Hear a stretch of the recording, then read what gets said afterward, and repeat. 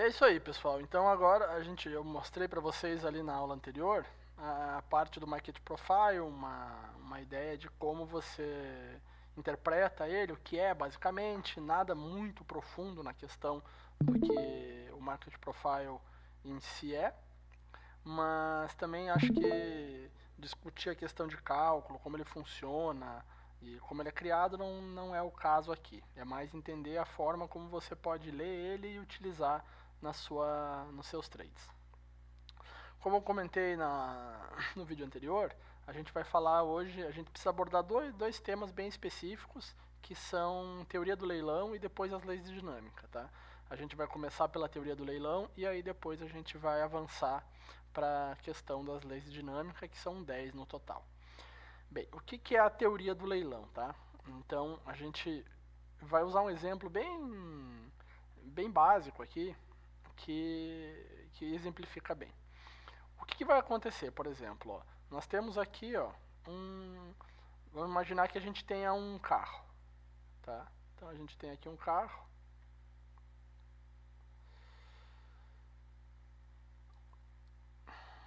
Esse carro custa 100 mil, vamos dizer.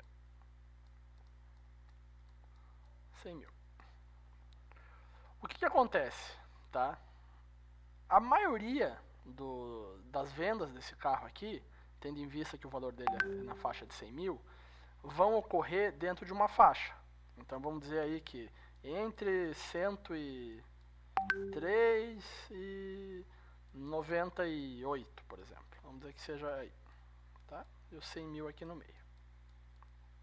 Vamos dizer que 100 mil fosse o preço de tabela, às vezes tem uma demanda um pouquinho maior, o vendedor consegue vender um pouquinho mais caro, às vezes precisa bater meta, ele não vendeu tudo, ele vende um pouquinho mais barato e tal. O que vai acontecer com isso daqui, né? Se você vai fazendo, digamos que a gente vai fazer aí 100 vendas. O que isso aqui vai gerar? Você vai gerar uma quantidade mais ou menos assim, ó, vendas nessa faixa de preço aí, algo assim, aí mais dentro do preço médio do mercado, que ali é o preço da tabela, você vai ter um número maior de vendas, um pouco de desconto, você vai diminuindo um pouquinho a quantidade de vendas, né? E aí, nos extremos, vamos dizer aqui, ó, vamos botar um valor mais alto aqui, ó, 110, foi o momento do frenesi ali, que o cara queria porque queria e só tinha aquela unidade e o vendedor conseguiu vender por 110. E depois você vai ter aqui, vamos dizer, 106, só pra gente criar uma escala, né? Algumas outras coisinhas saíram a 106, a 105, alguma coisa assim. E aqui é a mesma coisa, tá? A gente conseguiu aqui, vamos dizer que 95 e 92, vai. Um super desconto. Ele foi saindo alguns negócios aqui para baixo, mas pouquíssimos negócios. O que isso aí vai gerar? Né? Se você for olhar, ele vai gerar uma curva estatística, certo? Que no final das contas é o que eu estava mostrando para vocês na distribuição do Market Profile. Deixa eu até pegar um exemplo aqui, que é o que eu estava apresentando para vocês aqui, certo? Então, que são essas distribuições aqui. Vamos até fazer uma bonitinha aqui, ó. Por exemplo, isso aí.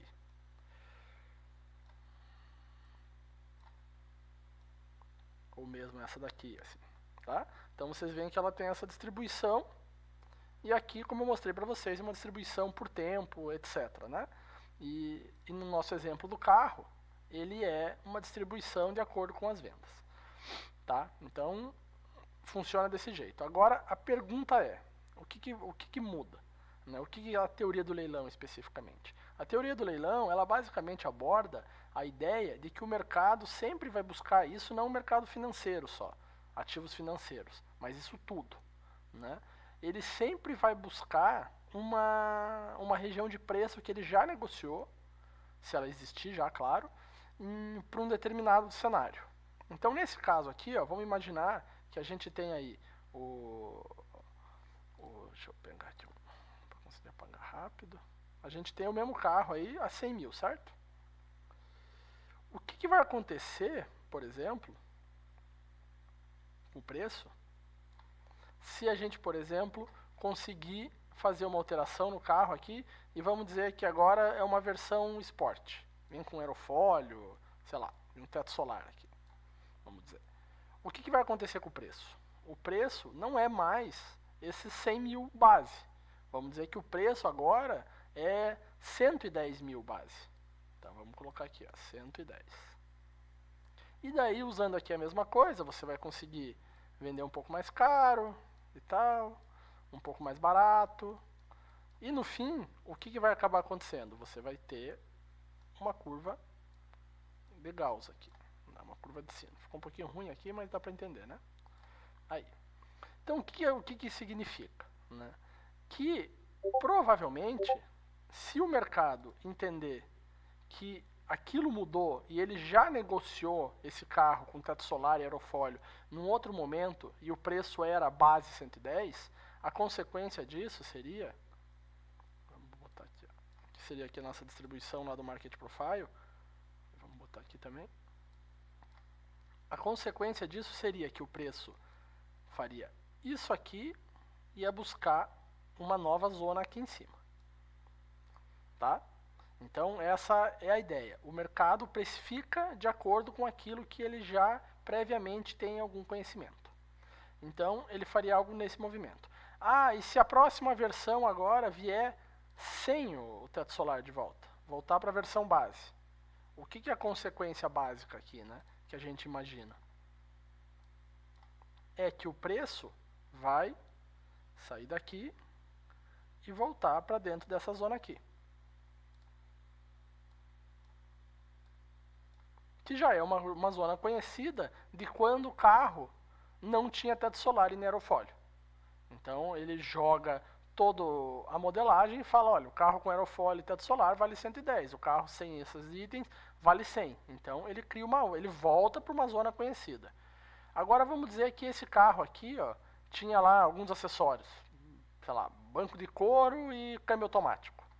E agora ele não, em algum momento no passado, ele não tinha isso. Ou ele nunca foi nessa situação e agora ele virou um carro veio essa versão que o mercado desconhecia, por exemplo. O que vai acontecer? O mercado vai entender que se nessa configuração padrão vale 100, com aerofólio e teto solar vale 110, sem aerofólio, sem teto solar, sem banco de couro e sem câmbio automático, por exemplo, ele vai valer 90, vamos dizer. Então daí você vai ter aqui 91, papapá, a mesma coisa, né? Então você vai ter aqui, ó, várias negociações aqui, o grosso todo aqui, aí um pouquinho mais barato para baixo, e a gente vai chegar de novo numa curva de sino, tá? Então aqui de novo é o equivalente lá ao Market Profile, né? Então a gente tem aí. Agora o carro voltou para essa versão aqui. Então, como a gente tirou o banco de couro, os acessórios lá, o mercado que estava trabalhando com teto solar, etc., voltou para dentro da região que ele já tinha negociado quando o carro não tinha aerofólio e teto solar, e agora o carro veio sem banco de couro e sem câmbio automático, por exemplo. A tendência do mercado é fazer isso aqui. Certo? Vim negociar uma outra zona. Beleza. E agora o que acontece se o mercado não tiver mais essa versão e voltar para a versão base? O mercado tende a fazer isso aqui. Negociar dentro dessa zona que ele já conhece de volta. Né? E aí a mesma coisa para cima. A versão nova que veio, veio de novo lá com todos aqueles acessórios. A tendência do mercado é voltar a negociar num preço que ele já conhece. Tá? E isso é a teoria do leilão. Ele vale para qualquer tipo de mercado, qualquer situação de negociação em si. Não é uma questão só de mercado financeiro. Né? Tanto é que nosso exemplo aqui é um veículo. Então a teoria do leilão diz que o preço tende a buscar zonas que ele já compreendeu anteriormente. Então, por exemplo, ó, se a gente vier aqui, ó, como é que isso vale? Para a nossa ideia de mercado, né? Vamos pegar, por exemplo, deixa eu diminuir um pouco aqui só.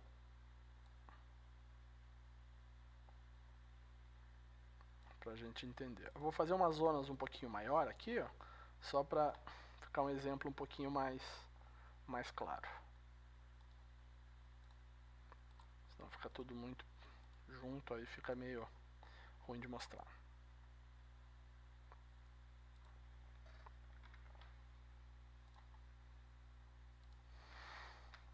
Então a gente tá aqui, ó.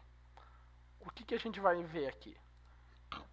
O mercado, por exemplo, dado o cenário econômico, somando ali o que quer que seja, né? A taxa de juro, o risco do mundo e tudo mais, né?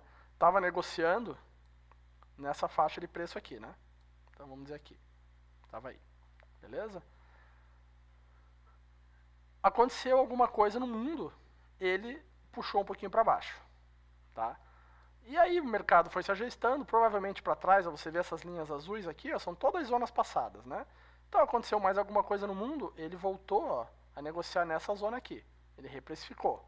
Aconteceu outra coisa, ele foi reprecificando, ele veio para essa zona de volta, que é essa linha azul de trás, né? Ele reprecificou de novo, ele veio para essa zona aqui de novo. Ah, alguma coisa aconteceu e teve uma melhora, o que ele faz? Ele volta para cá e reprecifica.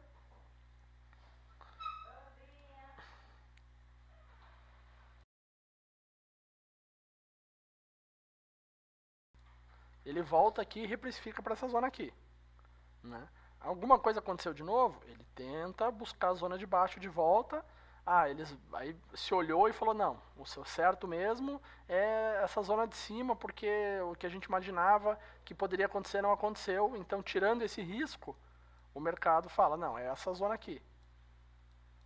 Então ele sempre tende, isso aqui é um exemplo bem simples assim, mas só para mostrar que o mercado tende a buscar zonas que ele já conhece, dado o cenário que ele está vivenciando. Então ele está nessa zona agora, né, estamos aqui em cima, ele falou, olha, eu acho que tem um risco aí que a gente não está enxergando, e quando isso aconteceu no passado, a gente tirou X% do valor do índice, por exemplo.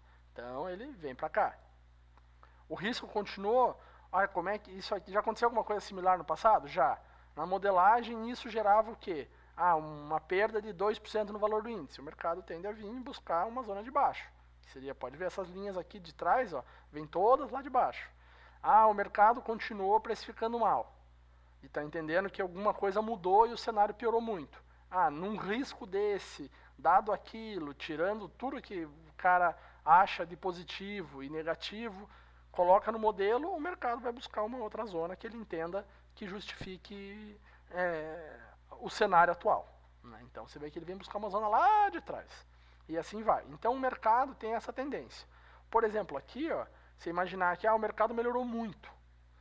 A tendência dele é ir buscando essas zonas de cima, essas zonas de cima, essas zonas de cima, e assim vai. O mercado piorou muito, tende a buscar as zonas mais para baixo. O mercado meio que se estabilizou numa determinada região. A tendência dele é ficar brigando aqui dentro. Tá? Então a teoria do leilão é essa. Vamos ver se a gente acha. Deixa eu pegar mais um exemplo aqui para vocês.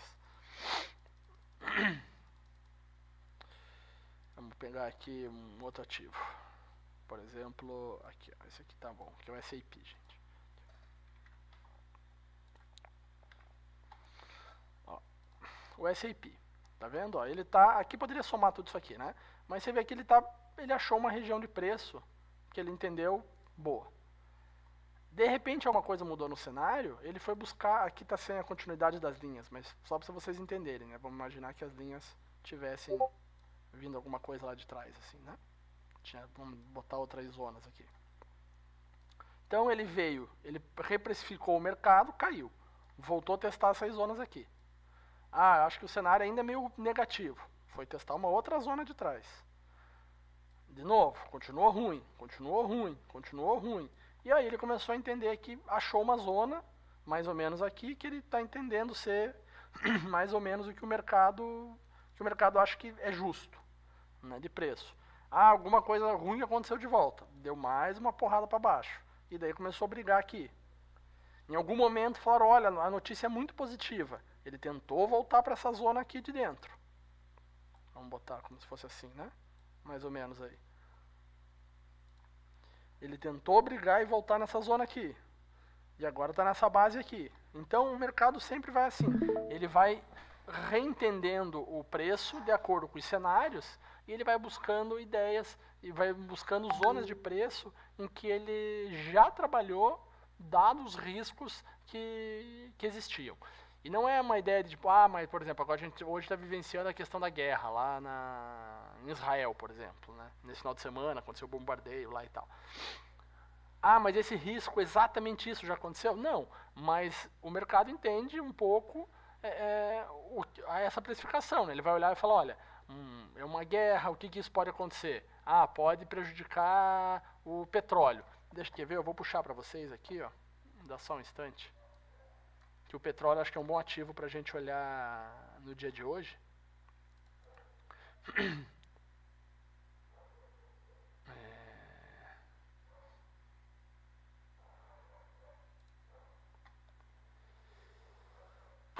Só um instante, pessoal, que eu tenho que só puxar ele aqui.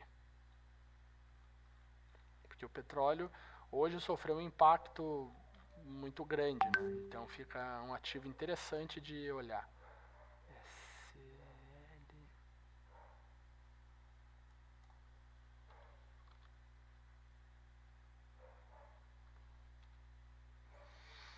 Onde é que tá você?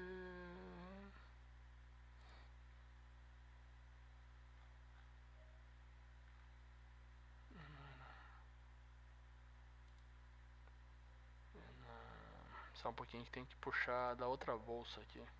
Achei. Vamos botar esse aí mesmo.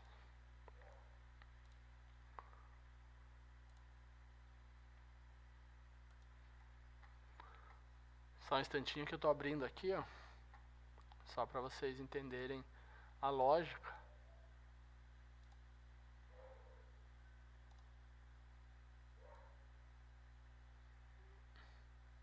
O Market Profile, nesse caso aqui, a gente teria que configurar ele um pouco, mas eu não vou fazer, tá, pessoal?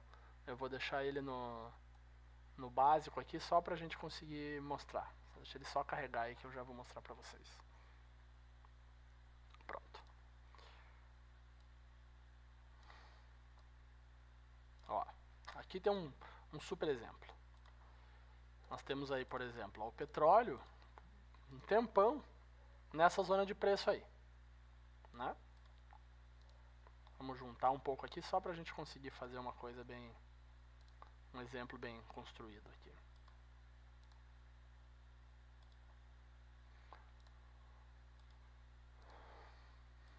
Dado esse cenário de guerra, o petróleo é um ativo que responde muito a isso. Então é interessante de olhar.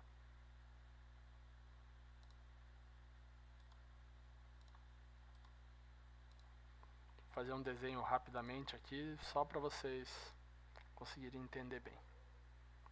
Então, ó, por exemplo, aqui a gente vê já logo de início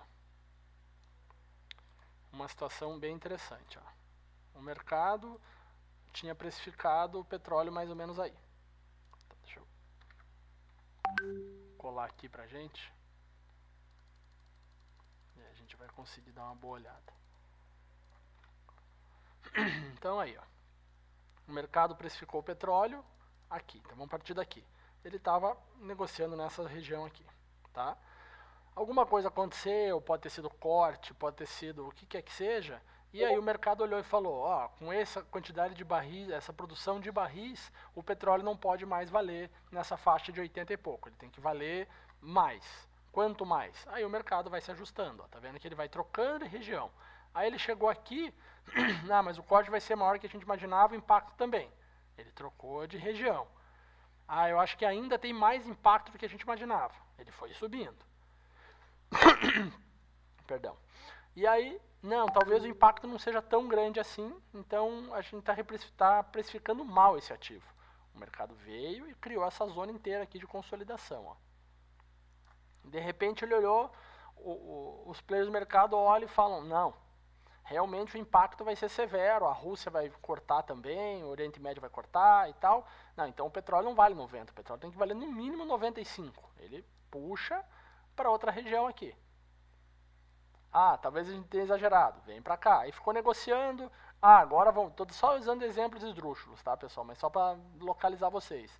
Não, realmente eles vão cortar, então eles vão aumentar a produção. Então, se vai aumentar a produção, não vale 90 e pouco, vale mais ou menos isso. E daí você olha aqui, é um bom exemplo, ó, a gente teria essa região aqui, mais ou menos, né? Depois a gente teria essa de trás. Ele veio, fugiu daqui, veio, testou essa daqui, rompeu, veio para baixo. Agora você olha e fala, ó, eu tenho essa região aqui de preço, esse aqui, tá? Não, realmente o corte de petróleo não vai acontecer e vão aumentar a produção. O mercado simplesmente vai buscando zonas da época em que ele olha e pensa. E olha aqui onde que ele veio negociar. Aqui é interessante, só antes de eu concluir, né? Ó, se você olhar aí, ó, pegou só o fundo ali, ó. Mas se a gente olhar aqui vai dar pra ver, ó. Ó, você vai olhar, ó, olha aqui onde que ele veio buscar. Essa região de preço lá de trás, ele vem reprecificando o tempo todo. Agora, ele estava aqui, começou a perder um pouquinho, veio a guerra, veio o atentado de Israel lá e tal. O que o mercado entende aqui? Não, guerra provavelmente, ainda mais no Oriente Médio, que é um grande produtor, risco de perda da produção, pode cortar muito, difícil piorar a questão, distração não, mas piorar a questão da logística, da saída do petróleo, então provavelmente vai ter menos petróleo no mundo. Se tem menos petróleo no mundo, o petróleo tem que valer mais. Se tem que valer mais, quanto mais? Olha, pelas nossas ideias, provavelmente dado esse impacto, o petróleo vai voltar a ter uma produção parecida com essa época aqui. Então o que o mercado faz? Ele simplesmente reprecifica e volta para cá, por exemplo. Nesse caso, ele voltou para cá. Né? E assim é. Então, a teoria do leilão é sempre assim. Ele pega, olha, o mercado vai olhar, todo mundo, né? Olha e fala, não, nesse cenário, o que vale? O índice tem que estar a 110 mil pontos. Agora eu tirei o risco, um risco político qualquer lá. Não, se esse risco saiu, eu entendo que o mercado tem que estar a 115 mil pontos. Agora tem um risco político ainda maior. O mercado tem que estar a 105 mil pontos. E assim o mercado vai, porque ele sempre está buscando algum lugar que ele já negociou ou que pelo menos ele já analisou um risco similar para ele tentar se reprecificar. Porque senão você está sempre numa obscuridade total, né?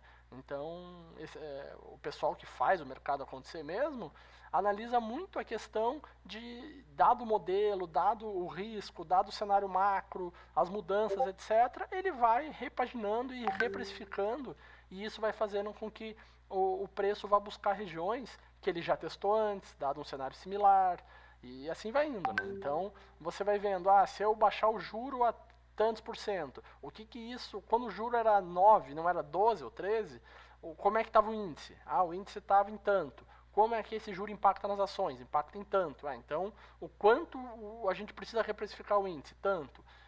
Então o cara olha para trás e fala, olha, quando o juro era 9, a bolsa estava em tanto.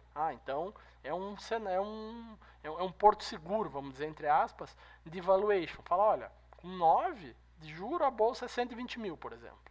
Quanto é que ela tá? A gente tá com 12, 13 de juro, e ele tá e a gente tá 110. Então a gente tem aí uma possível reprecificação lá para cima. E assim vai indo. Tá? Então a teoria do leilão é isso. Vale para o carro, vale para tudo, né? E vale muito para o mercado. Então a ideia é por isso que as hipóteses são sempre essas. Né? Quando você está aqui, o que você vai imaginar, né? Deixa eu só apagar para mostrar. De novo, o que você imagina numa situação dessa aqui? Que foi o que eu comentei na aula anterior lá. Você está aqui, você tem essa zona. A tua hipótese inicial é que ele fique aqui. A hipótese, a primeira hipótese, né? A segunda hipótese é que ele saia daqui e vá buscar uma outra zona, né, que provavelmente vai vir lá de trás, no caso aqui, em algum lugar. E a terceira hipótese, que é o que a gente consegue ver aqui, é provavelmente essa zona aqui. Então a terceira hipótese seria isso aqui. Se ele romper, a tendência dele é vir buscar essa zona aqui. Então a teoria do leilão diz isso. E é daí que a gente consegue gerar as nossas hipóteses de trade. Tranquilo? Então, por hoje, era abordar essa questão da teoria do leilão, como ela funciona, tentando mostrar para vocês com uma forma um pouco prática da mecânica dela, para ficar mais claro, e aí a gente vai seguir com as próximas aulas, a gente vai abordar as leis de dinâmica. Daí vai fazer ainda mais sentido toda essa ideia da criação das hipóteses, e depois a gente vai entrar dentro de um conceito que é bem interessante, que é como você analisa tudo isso e executa tudo isso. Beleza? Gente, eu agradeço aí a paciência, se puderem compartilhar, se puderem curtir o vídeo, a gente agradece muito. Tá bom?